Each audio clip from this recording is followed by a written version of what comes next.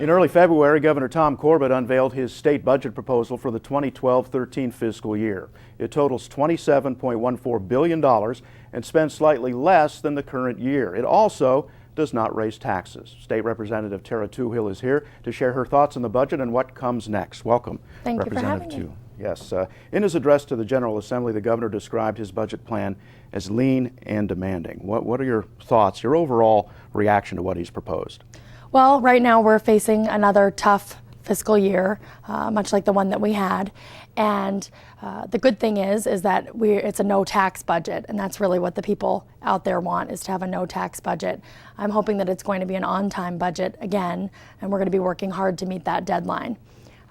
What's important is that we make sure that programs like education and a lot of our community-based programs are still going to be getting the funding they need. Since you've brought up education, let's talk about that. Many school districts will receive slightly less state funding in this budget, and the state-affiliated universities are going to be cut pretty deeply. Do you have any concerns about what the governor is proposing for education? Well, one of my biggest concerns is basic education and the Hazleton Area School District, K through 12. We want to make sure that we have a good amount of funding. In the Hazleton Area School District and Crestwood Area School Districts, we have a lot of unique problems. We have overpopulation, we have overcrowding, we have kids that are still sharing textbooks, and we want to make sure that we're not making tough cuts in education and that it's not going to be hurting the kids that we're supposed to be providing a good education for. Mm-hmm. So looking forward at that, I'm going to be working with the administrators. We go over the numbers and look at the proposed funding and how that's going to affect our school district and what they can live with. And how about higher ed?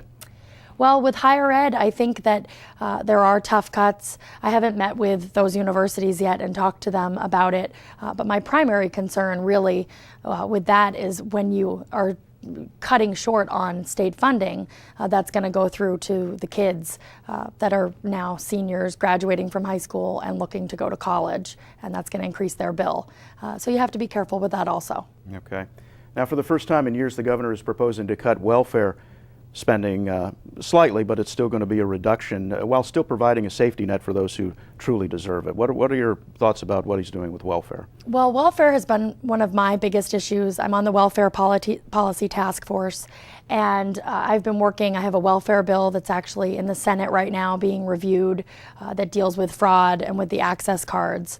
It's estimated by the Auditor General that there's about $1 billion of fraud and abuse that goes on in our welfare system here in Pennsylvania.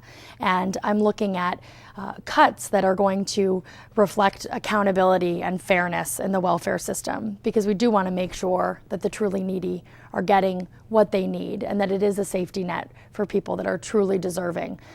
But at the same time, you want to make sure that there's not a lot of fraud and abuse. So I think the cuts are necessary. You just want to make sure that they're made in the right places.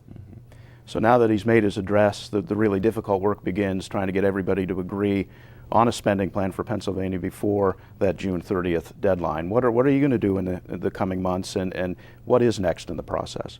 Well, the House has budget hearings, and each department goes through their line items and goes through their funding levels, and that's always interesting to look at. So we're setting the priorities for the state, and constituents of mine I meet with the school district, the Department of Corrections. We listen to them, and they make their case on what type of funding they need. So all the different departments, it's a discussion that you have, because we do have to make cuts so that we're able to have a no-tax and on-time budget again. Okay, and continuing that theme of Pennsylvania living within its means. Yes, as the people at home watching have to do. All right. So. Thank you, Representative Toohil. If you have questions on this or any other legislative topic, Representative Toohil's contact information will be on the screen momentarily. I'm Andy Briggs. Thanks for spending 5 minutes with State Representative Tarah Toohil.